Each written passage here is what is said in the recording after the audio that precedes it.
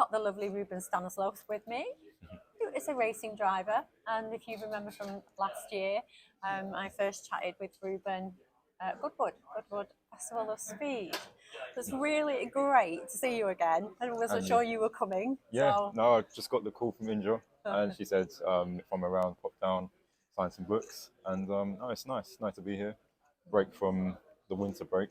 It's something to do, keep me in the loop, and yeah, I'm enjoying it. Yeah, absolutely, yeah, because you are a part of Indra Flack's Great British Racing Drivers That's book, correct, yeah. where you have a wonderful photograph in there, and that is to do with the shoes. That's it, yeah. And I know we spoke about this last year, so we won't have to go into too much in depth, but are you still doing the shoes? Is this still... Not so much. I wish I could be, but the shoe market nowadays has just completely died.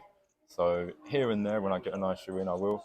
But I've sort of shifted my focus more into racing and just any bits I can do on the side.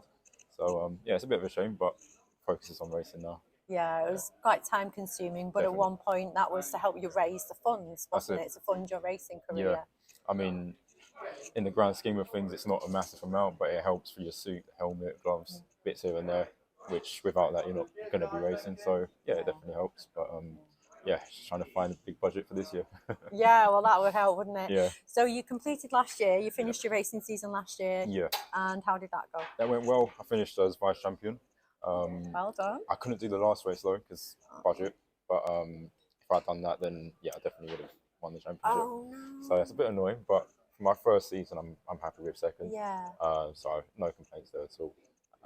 It is a good advert though, isn't it? Because with a budget, then you would have been champion. Yeah. So it is a great advert if you are, searching for sponsorship or searching for support in some way. Definitely. But hopefully I can get a win in whatever I do this year. Yeah. But just to race anything is what I love doing. So as long as I'm on the grid, I'm happy. Yeah. Is there a couple of different series you want to race in? Or? Focus is on GT racing, so GT Cup. Hopefully some stuff in a Lamborghini Super Trofeo. But again, it's budget to do that. But yeah, my attention's on GT or prototype racing. Yeah. And I think that's one of the difficulties of a racing driver, even up to Formula One level. Yeah. Any level it is that budget, of course. And it is trying to find that source that. And you are sadly at the moment stumbling into that yourself, that minor roadblock. How do you find the funding? How do you find that sponsorship? It's very difficult because when I came into racing, I thought it was just win races and it's going to come naturally. But I've realised that most of the work is done off the track. So it's building social media, reaching out to loads of different brands, but brands that align with your brand as well. Yeah. Because obviously you want like-minded people on board and something, a product that you can actually sell that you believe in. So I've got an agent on board who helps me with that, and that's helped me from last season because without that I wouldn't be racing. So I had Toxic Waste, Storm Watches, Speed Sense, Redefined, had some really great companies on board, and I'm lucky to have some of them again this year. Yeah. But obviously we want to progress forwards and go on to bigger and better things, which is bigger money as well. Yeah. So yeah, hopefully we can get some more and yeah, be racing again this year. Excellent. So you also last year did a special documentary, didn't you? And well, tell everybody about the documentary. Yeah, so it's called Born to Race, and we filmed that actually the year before last year, but it came out last year. Just tracking my journey with my teammate Lewis Appiaget, who we interviewed at Goodwood. We did. And yeah, just basically going from go-karts into cars, the process behind it, because when you watch racing, you don't really see all the behind-the-scenes stuff to it. So it's a nice insight to what goes into racing on and off the track. And yeah, it's a really good series, which brought a lot of awareness to people, young drivers or people who want to get into driving as well. So it's great to have a positive impact on all different kinds of people. Yeah. And yeah, it's still an iPlayer to watch. But yeah, really nice program. Yeah, it was re-shown again, wasn't it? Quite recently as well. Yeah. I'm not sure if that's still available. I'm not sure if it might be shown again. I'm not sure, but it's definitely available on iPlayer. Yeah. So yeah, Born to Race.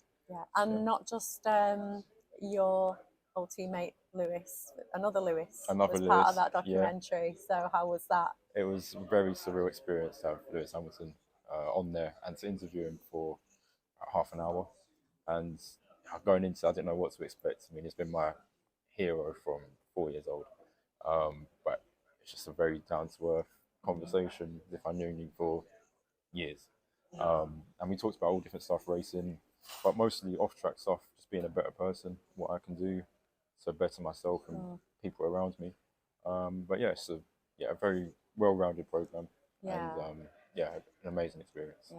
Lewis does a lot for like STEM subjects and with the Mission 44 stuff, Yeah.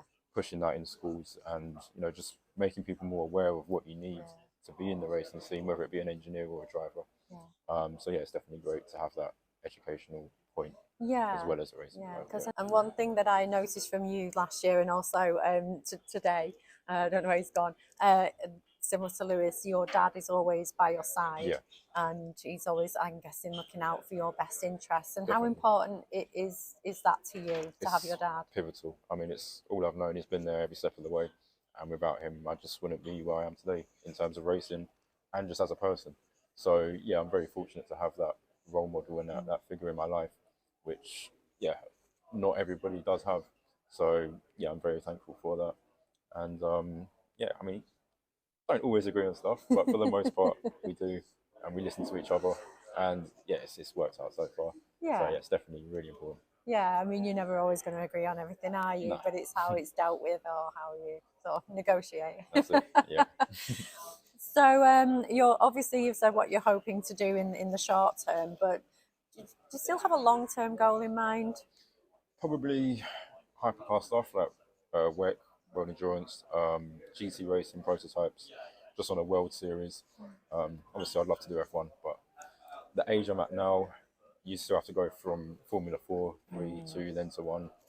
And obviously the cost involved in that is astronomical. So if I can see a clearer career path in GT racing, then there's no complaints on my side. But whatever I go into, I'm going to strive to be the best in it. So yeah. I can see that, absolutely. You are, and you almost were last season. Oh, you almost were. No, you were absolutely the best to me. Thank you. I've known you a few months now, Yeah. and I can't wish you anything better than a successful career and a happy career, yes. one that you have to enjoy. Yeah, one that you're content with. That's it. Thanks so much for Thank you very chatting, much. and best of luck. Thank you.